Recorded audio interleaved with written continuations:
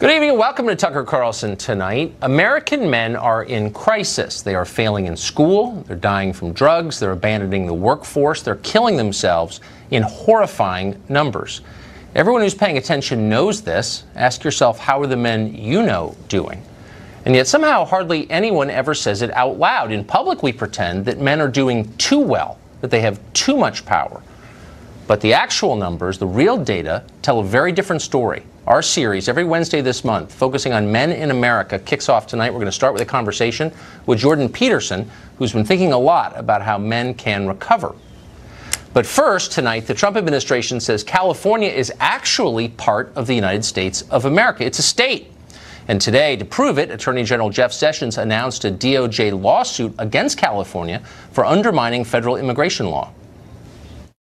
In recent years, the California legislature has enacted a number of laws designed to intentionally obstruct the work of our sworn immigration officers. The laws are harmful to Californians, and they are especially harmful to our law enforcement, your law enforcement. So that's why the department filed a suit against the state of California to invalidate these unjust laws and to immediately freeze their effect. Federal agents must be able to do the job that Congress directed them to do. California absolutely, it appears to me, is using every power it has, powers it doesn't have, to frustrate federal law enforcement. So you can be sure I'm going to use every power I have to stop that. The Attorney General singled out the mayor of Oakland, California, Libby Schaaf. Schaaf is one of the politicians who publicly warned illegal immigrants in advance of a federal raid so they could evade federal agents. Here's my message to Mayor Schaaf. How dare you? How dare you needlessly endanger the lives of our law enforcement officers to promote a radical open borders agenda? Jerry Brown, the Democratic governor of California, responded defiantly. How dare the federal government try to enforce the laws of the United States, he said, in effect. This is really unprecedented for the chief law enforcement of the United States to come out to California and act more like Fox News than a law enforcement officer. Now, the federal government ought to do its job and not blame California for its own inability to solve the problem. I do think this is pure red meat for the base, and I would assume, but this is pure speculation, that Jeff thinks that Donald will be happier with him, and I'm sure Donald will be tweeting his joy at this particular performance. This is basically going to war against the state of California. Meanwhile, the mayor of Oakland responded with really the only arrow left in the progressive quiver. Of course, she called people racist, needless to say. Watch. His comments were so consistent with this racist distraction, this fear-mongering that others, newcomers, outsiders, are making our country less safe. Joe Aliotto Veronese is a former member of the San Francisco Police Commission. He's a candidate for San Francisco DA, and he joins us tonight. Joe, thanks for coming on. Yeah, thanks for having me. So I think you guys are getting punked by the Attorney General. I think he's trolling you, and here's why. Listen to this. I actually looked at the suit that was filed against the state of California, and it says in part this: the federal government is the preeminent authority to regulate immigration matters. This authority derives from the Constitution and numerous acts of Congress. Then I went back 8 years and took a look at a suit that the Obama administration filed on immigration against the state of Arizona, and it begins this way. The federal government has preeminent authority to regulate immigration matters. This authority derives from the U.S. Constitution and numerous acts of Congress. That's right. They're making the same case in the same words. So, like, you didn't object when Obama did it, but now it's racist? How does that work? I don't think California is saying anything different. It's not California's job to enforce broken federal immigration law. It's just not. And that's what the sanctuary city, sanctuary state laws pertain to. It's exactly that. We're not but it's a little different than that. I mean, you're right. You're absolutely right. No state is obligated to enforce federal law. The federal government has all kinds of enforcement agencies. But what states can't do, and this has been settled law for more than 200 years, is obstruct federal law. They can't do that. And so when the mayor of Oakland warns people who are breaking federal law so that they might evade federal law enforcement, that is obstructing federal law. Do you see the difference? Well, I understand why Mayor Schaaf did what she did, and specifically, she didn't put out any information that would have endangered anybody. That's just, that's just playing into fear. It really, they went on with their raids. People were arrested. That happened. I think what's really happening in these communities is what we have to be concerned about, and that's that the federal government, the federal immigration law, is so broken. We have people that have been here for decades that have families that are U.S. citizens that are being torn away from their homes here and sent back to countries they just don't know. Well, you disagree with the law. I mean, I get it. A lot of people, let me just say, a lot of people disagree with the law. And I mean, it's almost irrelevant for us to argue whether it's a good law or not. It's a law.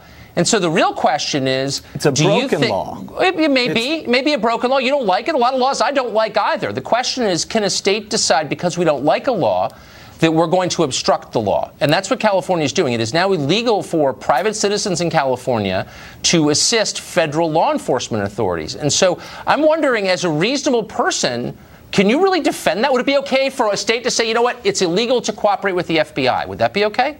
Well, no, that wouldn't be okay. But that's not really what we're saying here. There's no specific law that says that you shall obstruct, any sort of legal process. That's not happening anywhere. It's illegal to cooperate with federal law enforcement authorities. It's illegal in the state of California, according to your Attorney General, Javier Becerra, to cooperate with federal law enforcement authorities. How is that different from what happened in the South in the 50s and 60s? I know it's not the same, but legally it's not so different, is it? And if so, how is it different? Let's be clear. No Californian has a legal obligation to cooperate with federal law enforcement. We both agree. I'm not saying that. I'm saying California has banned, hold on, California has made it illegal to cooperate. And here you have a sitting office holder actively undermining, obstructing federal law. You don't think that that's just as a legal matter, you don't like the law, I get it. But you don't think that that is going to precipitate a constitutional crisis? I mean, let's be real. No, I don't. I think that there are interests at the local level that override the minutia of the differences in our argument. Oh, the minutia. Here. So let me just ask, since you've been in California a long time, your family's been in San Francisco for over 100 years, very famous family, Alioto family, grandfather, mayor of the city. You know the city really well. Pretty well, yes. Yeah. It's kind of falling apart, in case you haven't noticed. We checked today the price of a U-Haul to go to San Francisco is $132 from Las Vegas. You know how much it costs to take a U-Haul from San Francisco to Vegas? $2,085, because so many people are leaving. So given the crisis in your city, why all the emphasis on people who aren't allowed to be here in the first place? Why not look after your own citizens? We are looking after our own citizens, and people are leaving San Francisco for a variety of different reasons. There are also people coming to San Francisco. But the bottom line with this lawsuit, which is what we're talking about here, is that Jeff Sessions has to be very careful, because every good lawyer thinks twice about filing a lawsuit for this particular reason. They may get a bad result. In the Ninth Circuit, you never know what happens in the Ninth Circuit. They get a bad result. I'm sure some federal judge in Hawaii will say Trump's not allowed to be president, but it doesn't change the underlying legal point, which I think we both agree is insane and is putting us on a course toward disunion, like California becoming its own country. Will you join us or them? Last question. Well, come on. That's a ridiculous argument. I think the rest of the United States would be very happy to keep California's tax bases. I mean, among other reasons, we are very happy to keep the defense of our state. Thank you very much. I appreciate being here. All right, Joe, call me. There's a way out. All right. Congressman Todd Rokita is a Republican representing the proud state of Indiana. He joins us tonight. Congressman, thanks for coming on. You bet. So am I overstating what's at stake here as a constitutional matter? No. We're either going to be a country of laws or we're not. The fact that people broke the law to get here doesn't mean the law is broken. It means they ignored and broke the law. We have to follow the law, and what the Department of Justice did today, and what another reminder of why we were right to elect President Trump president, we saw today, the California should be sued. In fact, these local and state politicians who do this, they ought to be locked up themselves.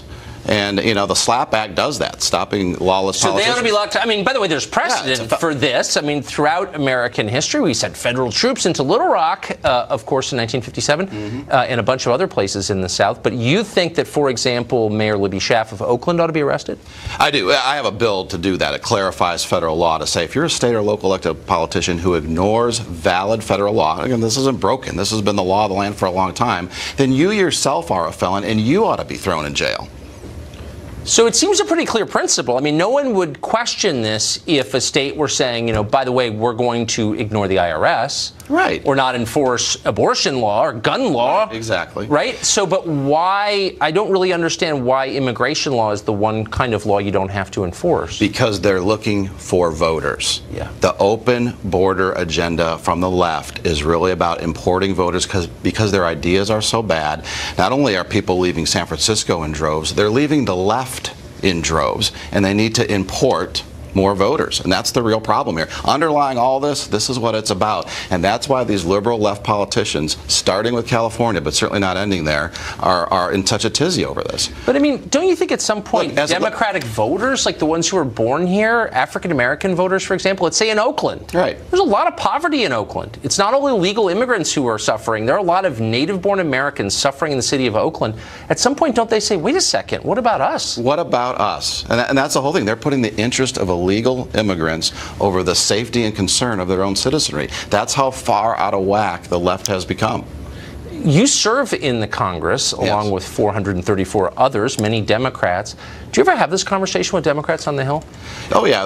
We do have these conversations with a few of them. There's a few that are still willing to put the rule of law above all of us. But their party shut down the government on behalf of illegal immigrants, not on behalf of the middle class. Their party leadership, and increasingly a majority of the minority, is right there with California. And that's why we have to keep Trump as president for sure. We have to re-elect him. But we also, in these midterm elections, have to come out to vote to make sure that they don't get a stronghold, to make sure they don't become a majority in the House or a majority in the Senate. Well, if Republicans could articulate as clearly what you just did, they might have a shot. I would say they seem to be afraid to. But it's nice to have you tonight. Thank you. Thanks.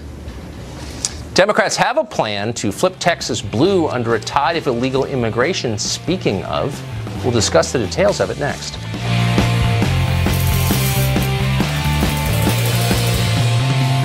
Tucker Carlson is brought to you by Pacific Life, protecting generations of families for 150 years. That's the power of Pacific.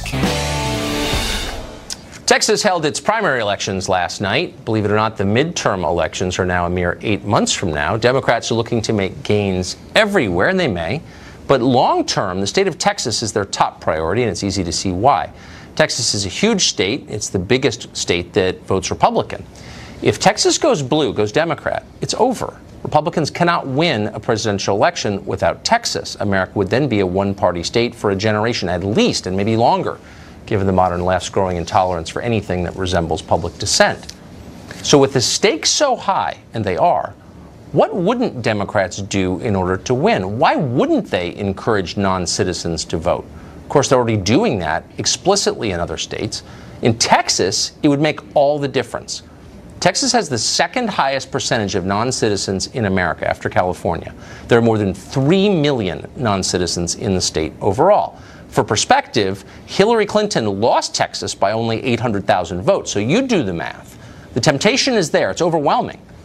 So what actually stops non-citizens from voting in Texas? Good question. Not much. Registration in that state is conducted on the honor system, as it is in many states, most. The only way that you are outed as a non-citizen voter in Texas is when you decide to admit that you are. Texas just assumes that all voters are telling the truth. Imagine if jewelry stores had the same policy, and they assumed that nobody would ever consider stealing a necklace. That's crazy. Well, elections are more important than necklaces, but for some reason, we don't act that way in most states. According to the Texas Attorney General, Ken Paxton, there is already ample evidence of widespread illegal voting in Texas. The state just investigated 4 of its 254 counties and 165 unlawfully registered non-citizens who'd been removed from the voter rolls. Those non-citizens had cast more than 100 illegal votes before they were caught, which kind of makes you wonder what's happening in the state's other 250 counties. We don't know. We can guess. So you even mentioned the possibility of illegal voting, and the left pretends, well, that's not real. It's not even possible. Of course, they know better because, again, it's happening. They're lying because voter fraud benefits them. This is what foreign interference actually looks like in an election. Democrats are openly pushing it. When they aren't making it easier for illegal immigrants to register to vote, they are fighting efforts to identify fraudulent voters. Then they're demanding outright amnesty would make the whole scheme legal if it passed. Republicans are helping them with that for some reason. A brand new electorate from a different foreign country. That's what they want. Vladimir Putin was never that ambitious, by the way. J. Christian Adams is president and general counsel of the Public Interest Legal Foundation. His organization has been trying to obtain voter roll information from 2 of the largest counties in Texas in an effort to expose illegal registrations. He joins us tonight. Christian, thanks for coming on. Hey, Tucker. So when you hear people say this doesn't happen, I mean, there's so many questions. We know what happens. The real question is, why aren't states, why isn't Texas specifically doing anything to prevent non-citizens from registering? Well, there's a lot of reasons. Sometimes the left gets involved in litigation. They try to stop us from doing anything. There's a trial taking place in Kansas right now because Kansas tried to do something. And the ACLU and a whole bunch of international law firms, Deckert, big, huge law firm. Deckert? Deckert is Why would Deckert, Price and Rhodes try to abet illegal voting? Well, that's what they're doing. They are attacking the state of Kansas citizenship verification. Look, Tucker, Americans should be electing American officials, not foreigners. In Texas, we asked for the voter roll cancellations of non-citizens in Harris County, which is Houston, and Bexar County, which is San Antonio. Right. We have a right to that information under federal law. Those 2 counties are stonewalling us and not letting us see the data. Where's the Attorney General of Texas in this? The Attorney General in Texas, Ken Paxton, is doing a great job on this because, let me tell you, the problem's worse than you just introed. It's much worse than that. They're finding in Texas non-citizens on the rolls across the state, and they're doing it in a way that very few states are doing. Most states have the honor system. You check a box, you say you're a citizen, you're on the rolls, period. No further investigation. I don't understand. We've spent the last 2 years embroiled in a scandal that has basically stopped normal work in Washington, and it surrounds the idea of foreign interference in American elections. Here you have actual documented evidence that foreign citizens are affecting election outcomes. They're voting, the most sacred thing citizens do. And the left says, yeah, we want more of that. How does that work? Well, because they like it. That's why it works, is because they enjoy how foreigners are voting. And so they hide the ball, they lie, they don't tell the truth about the extent of the problem. They try to prevent us from figuring out how bad the problem really is. And so that's what the left... That is so cynical. It's hard to believe. As cynical as I am, it's hard to believe that that's actually happening, but it is. So, but my question is, Illinois is a Democratic state. It's got a fake Republican governor, but Texas has a real Republican governor. It's overwhelmingly Republican. For now, that'll change soon if they don't get this under control. So why doesn't the legislature pass a law saying you have to show that you're a citizen before you register? Well, they may well do that in Texas. It's called documentary proof of citizenship. That's what Kansas did. That's why Deckert is suing Kansas along with the ACLU. Anybody who tries to do something about this, whether it's my organization, we have a case in Starr County, the ACLU, where we're getting non-citizen records in this tiny little border county. Anybody who tries to do something about this is attacked by the left, by big money. But on what ground? I mean, look, I know that the truth is they want voter fraud because it gives them power and that's all they care about. I get that. But what's the pretext? Like, what's their excuse for preventing citizenship verification? Same one that the Oakland mayor said. It's racist. If you attempt to verify citizenship, you're discriminating against Hispanics. That's in the pleadings in the ACLU. Really? Because guess whose vote gets diluted by this? African Americans who've been here for hundreds of years, and if anybody, they have a right to representation, and their vote is becoming irrelevant because of this. Does the Congressional Black Caucus ever speak up about this? No, and that's what's happening in Los Angeles City Council, as a matter of fact. Because of non-citizens being counted in Los Angeles, African Americans do not have as many seats because of non-citizen Hispanics being counted in Los Angeles. I hope someone speaks up because it needs it. Thank you. Christian, great to see you. You too, Tucker. Former UN Ambassador John Bolton just visited the White House. What does he believe are the greatest threats facing America? He joins us next.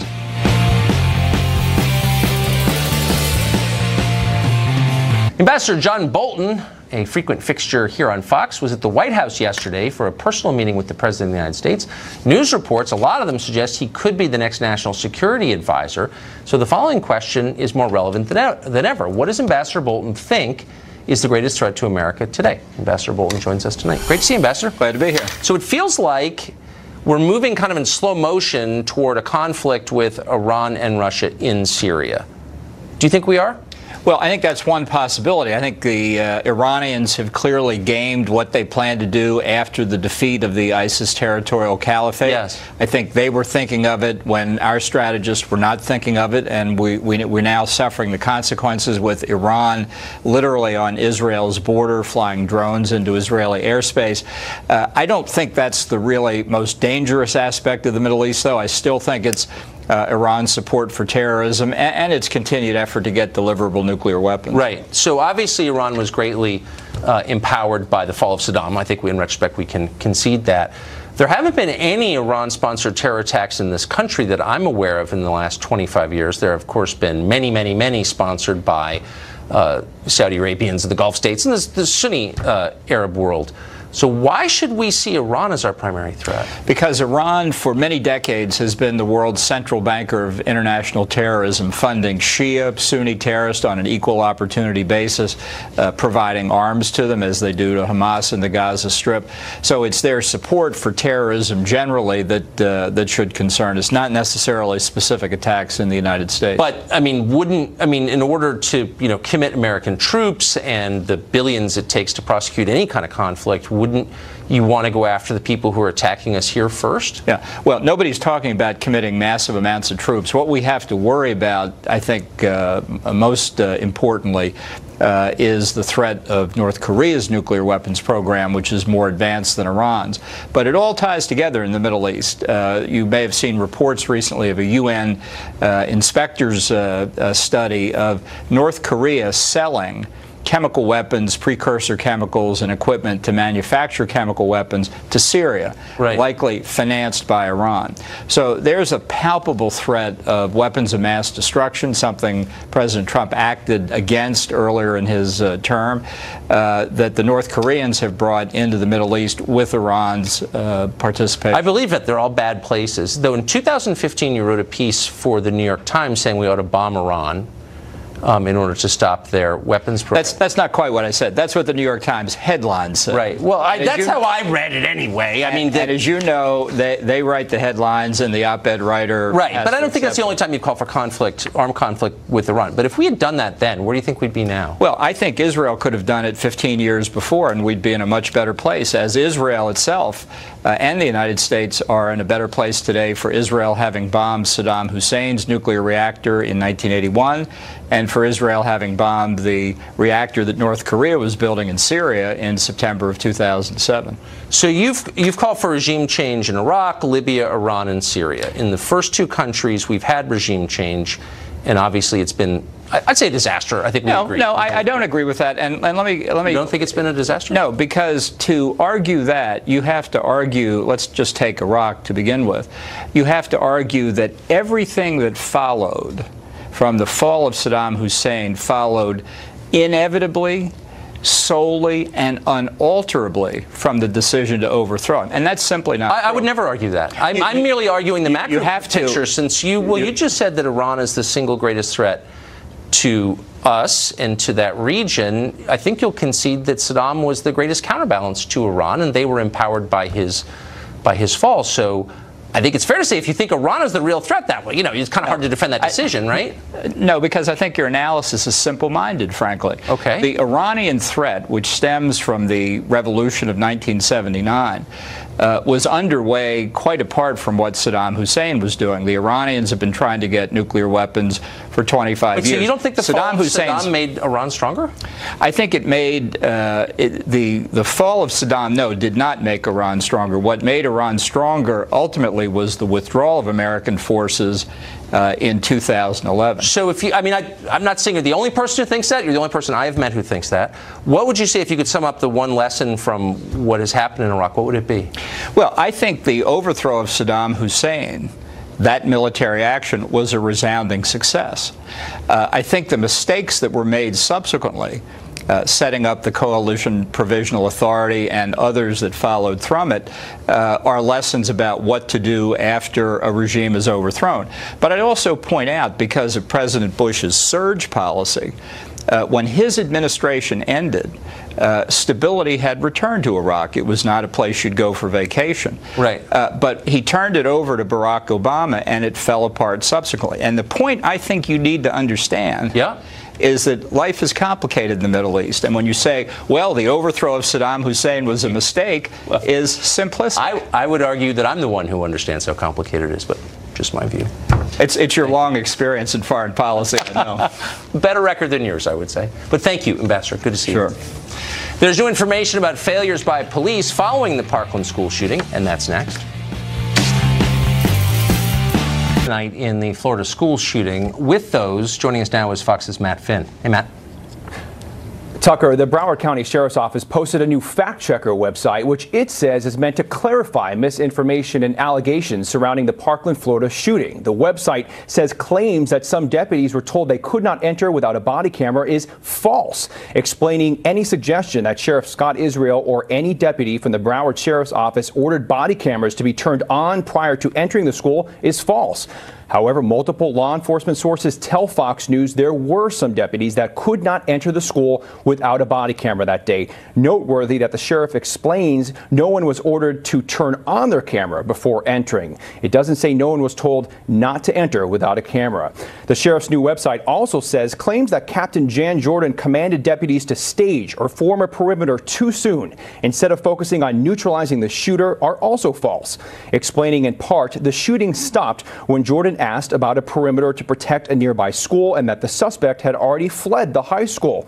However, multiple law enforcement sources tell Fox News Jordan ordered a perimeter, did not ask for one. And the dispatch logs obtained by Fox News even appear to indicate that just 11 minutes after the shooting began, even as new calls of victims were still coming in, Jordan said over the radio, need a perimeter.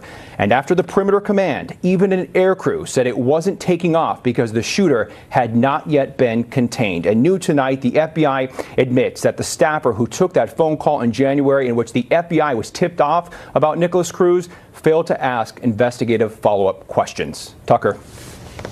Matt Finn for us. Thanks for that, Matt. Well, something ominous is happening to American men. If you've been paying attention, you've noticed it. Jordan Peterson joins us to explain what we can do. Our series is next. In the month of March, focusing on men in America. The signs are everywhere. If you're a middle-aged man, you probably know a peer who has killed himself in recent years, at least one. If you're a parent, you may have noticed that your daughter's friends seem a little more on the ball than your son's. They get better grades, they smoke much less marijuana, they spend less time playing video games, they go to more prestigious colleges. If you're an employer, you may have noticed that your female employees show up on time. The young men often don't. And of course, if you live in this country, you've just seen a horrifying series of mass shootings, far more than we've ever had. Women didn't do that. In every case, the shooter was a man. Something ominous is happening to men in America. Everyone who pays attention knows that. What's odd is how rarely you hear it publicly acknowledged. Our leaders pledge to create more opportunities for women and girls, whom they imply are failing. Men don't need help. They're the patriarchy. They're fine, more than fine. But are they fine? Here are the numbers. Start with the most basic, life and death. The average American man will die 5 years before the average American woman. One of the reasons for this is addiction. Men are more than twice as likely as women to become alcoholics. They're also twice as likely to die of a drug OD. In New Hampshire, one of the states hardest hit by the opioid crisis, 73% of overdose deaths were men. But the saddest reason for shortened lifespans is suicide. 77% of all suicides in America are committed by men. The overall rate is increasing at a dramatic pace. Between 1997 and 2014, there was a 43% rise in suicide deaths among middle-aged American men. The rates are highest among American Indian and white men who kill themselves at about 10 times the rate of Hispanic and black women. You often hear America's incarceration crisis. Well, that's almost exclusively a male problem, too. Over 90% of inmates are men. Now, these problems are complex, but we know that they start young. And relative to girls, boys are failing in school. More girls than boys graduate high school, considerably more go to and graduate from college. In schools at every level, boys account for the overwhelming majority of discipline cases. One study found that fully 1 in 5 high school boys had been diagnosed with some form of hyperactivity disorder. That's compared with just 1 in 11 girls. Many of them were medicated for it. The long-term health effects of those medications, not fully understood, but they do appear to include depression in later life. Women now decisively outnumber men in graduate school. They earn the majority of doctoral degrees. They're now the majority of new enrollees in both law and medical schools. For men, the consequences of failing in school are long-term and profound. Between 1979 and 2010, working-age men with only high school degrees saw their real hourly wages drop about 20%. Over the same period, high school-educated women saw their wages rise. The decline of the industrial economy disproportionately hurt men. There are now 7 million working-age men in America who don't work. They've dropped out of the labor force. Nearly half of them take pain medication on any given day. That is the highest rate in the world by far. Far fewer young men get married than did just a few decades ago, and fewer stay married. About 1 in 5 American children live now only with their mothers. That's double the rate of 1970. Millions more boys growing up without fathers. Young adult men are now more likely to live with a parent than they are to live with a spouse or a partner. That is not the case for young women. Single women buy their own homes at more than twice the rate of single men. More women than men now have driver's licenses. Whenever gender differences come up in public debate, the so-called wage gap seems to dominate the conversation. You've heard it. A woman makes 77 cents for every dollar a man earns. That's a statistic that you'll hear a lot. Presidents have repeated it, many candidates. It's everywhere. And yet that number compares all American men to all American women across all professions. No legitimate social scientist would consider that a valid or meaningful measure. The number doesn't mean anything. It's intentionally misleading. It's a talking point. Once you compare men and women with similar experience, working the same hours and similar jobs for the same period of time, that's the only way you can measure it, the gap all but disappears. In fact, it may invert. One study using census data found that single women in their 20s living in metropolitan areas now earn 8% more on average than their male counterparts. By the way, the majority of managers in the workplace are now women.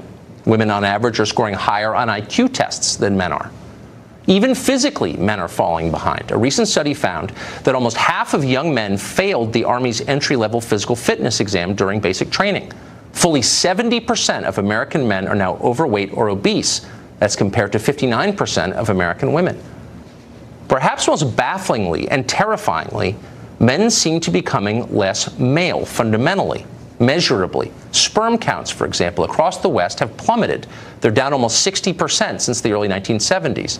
Scientists don't know why this is. Testosterone levels in men have also fallen precipitously.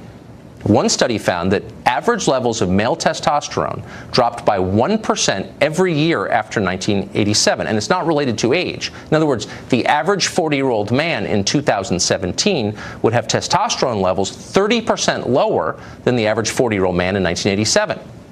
There is no upside to this trend. Lower testosterone levels in men are associated with depression, lethargy, weight gain, decreased cognitive ability. Nothing like this has ever happened to a population this big. So you'd think we'd want to know exactly why. What's going on? How do we fix it? And yet the media ignore that story. It's considered a fringe topic somehow. Nor is it, believe it or not, a priority in the scientific research establishment. We checked, and we couldn't find a single NIH-funded study on why testosterone levels are falling. We did find a study on, quote, pubic hair grooming prevalence and motivation among women in the U.S., So those are the numbers, and they paint a very clear picture. American men are failing in body, in mind, and in spirit. This is a crisis. Yet our leaders pretend it's not happening, and in fact, they tell us the opposite is true. Women are victims, men are oppressors. To question that assumption is to risk punishment. Even as women far outpace men in higher education, for example, virtually every college campus supports a women's studies department whose core goal is to attack male power. Our politicians and business leaders internalize and amplify that message. Men are privileged, women are oppressed. Hire and promote and reward accordingly.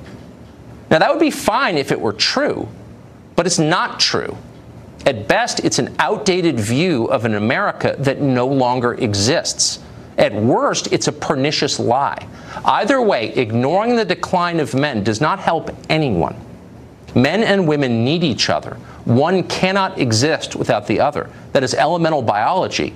It's also the reality that each one of us has lived. with our parents and siblings and friends. When men fail, all of us suffer.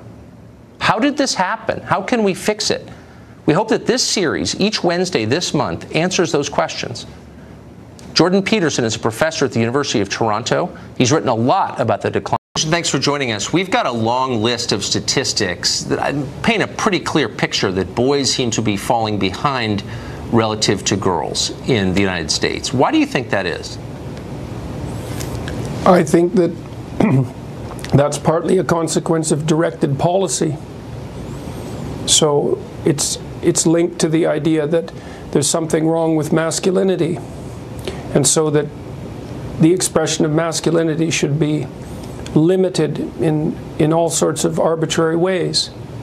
The fact that kids can't really play at schools anymore is a manifestation of that. The fact that male behavior is often diagnosed as attention deficit disordered, for example, is a manifestation of that. The elimination of competition as a valid form of human interaction, and the failure to recognize that competitive sports, for example, are deeply cooperative in their fundamental nature, as long as everyone is playing by the rules, obviously. So there's that's a large part of it.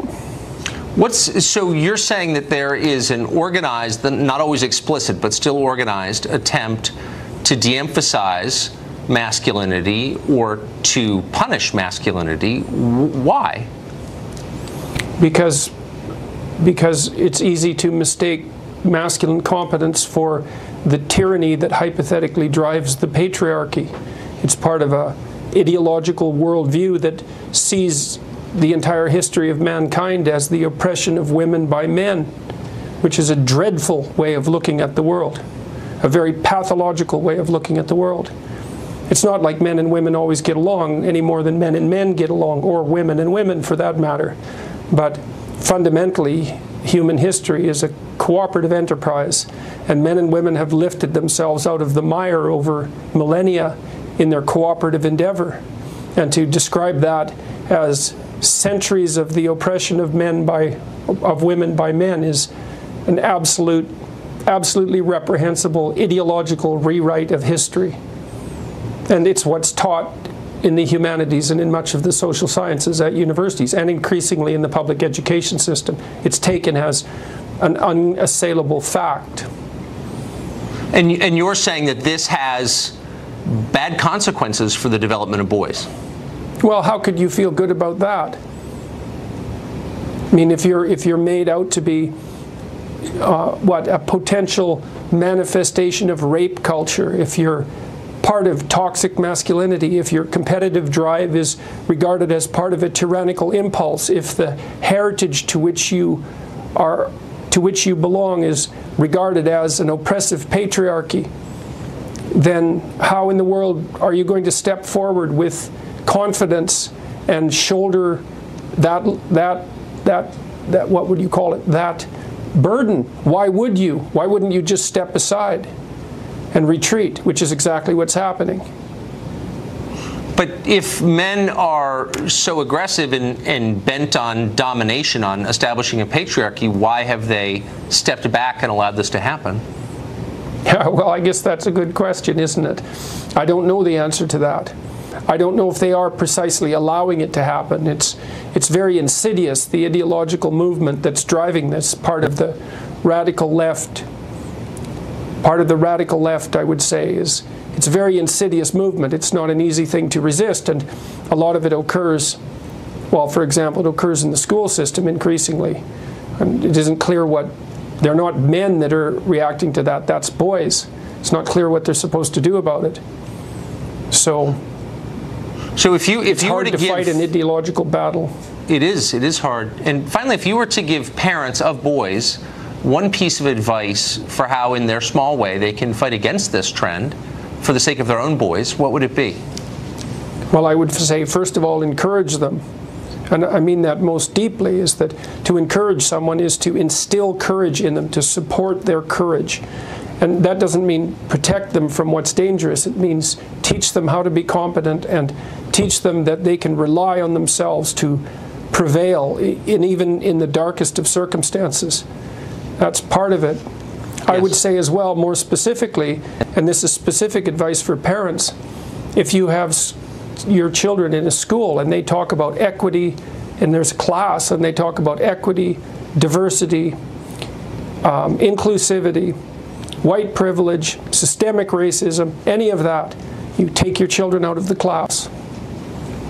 They're not being educated, they're being indoctrinated. And there's absolutely no excuse for it. I agree with that completely. You might run out of schools pretty quickly, though, here in this country. That would be just fine. The sooner the better. Jordan Peterson, it's hard to express my gratitude to you for telling the truth as you do. Thank you very much for that. My pleasure. Part 2 of our series is back on Wednesday. We hope you will. Thanks for joining us. We've got a long list of statistics that paint a pretty clear picture that boys seem to be falling behind relative to girls in the United States. Why do you think that is? I think that that's partly a consequence of directed policy. So it's linked to the idea that there's something wrong with masculinity, and so that the expression of masculinity should be limited in all sorts of arbitrary ways. The fact that kids can't really play at schools anymore is a manifestation of that. The fact that male behavior is often diagnosed as attention deficit disordered, for example, is a manifestation of that. The elimination of competition as a valid form of human interaction, and the failure to recognize that competitive sports, for example, are deeply cooperative in their fundamental nature, as long as everyone is playing by the rules, obviously. So there's that's a large part of it.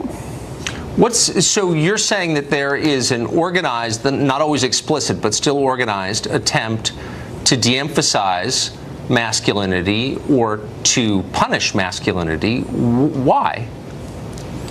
Because it's easy to mistake masculine competence for the tyranny that hypothetically drives the patriarchy. It's part of a ideological worldview that sees the entire history of mankind as the oppression of women by men, which is a dreadful way of looking at the world, a very pathological way of looking at the world. It's not like men and women always get along any more than men and men get along, or women and women for that matter. But fundamentally, human history is a cooperative enterprise, and men and women have lifted themselves out of the mire over millennia in their cooperative endeavor. And to describe that as centuries of the oppression of women by men is an absolutely reprehensible ideological rewrite of history. And it's what's taught in the humanities and in much of the social sciences at universities, and increasingly in the public education system. It's taken as an unassailable fact. And you're saying that this has bad consequences for the development of boys? Well, how could you feel good about that? I mean, if you're made out to be a potential manifestation of rape culture, if you're part of toxic masculinity, if your competitive drive is regarded as part of a tyrannical impulse, if the heritage to which you belong is regarded as an oppressive patriarchy, then how in the world are you going to step forward with confidence and shoulder that what would you call it, that burden? Why would you? Why wouldn't you just step aside and retreat, which is exactly what's happening? But if men are so aggressive and bent on domination, on establishing a patriarchy, why have they stepped back and allowed this to happen? Yeah, well, I guess that's a good question, isn't it? I don't know the answer to that. I don't know if they are precisely allowing it to happen. It's very insidious, the ideological movement that's driving this. Part of the radical left, I would say, is it's a very insidious movement. It's not an easy thing to resist, and a lot of it occurs, well, for example, it occurs in the school system increasingly. And it isn't clear they're not men that are reacting to that, that's boys. It's not clear what they're supposed to do about it. So if you it's were hard to to give, fight an ideological battle. It is hard. And finally, if you were to give parents of boys one piece of advice for how, in their small way, they can fight against this trend for the sake of their own boys, what would it be? Well, I would say, first of all, encourage them. And I mean that most deeply, is that to encourage someone is to instill courage in them, to support their courage. And that doesn't mean protect them from what's dangerous. It means teach them how to be competent and teach them that they can rely on themselves to prevail even in the darkest of circumstances. That's part of it. Yes. I would say as well, more specifically, and this is specific advice for parents, if you have your children in a school and they talk about equity, and there's a class and they talk about equity, diversity, inclusivity, white privilege, systemic racism, any of that, you take your children out of the class. They're not being educated, they're being indoctrinated. And there's absolutely no excuse for it. I agree with that completely. You might run out of schools pretty quickly, though, here in this country. That would be just fine. The sooner the better. Jordan Peterson, it's hard to express my gratitude to you for telling the truth as you do. Thank you very much for that. My pleasure. Part 2 of our series is back on Wednesday. We hope you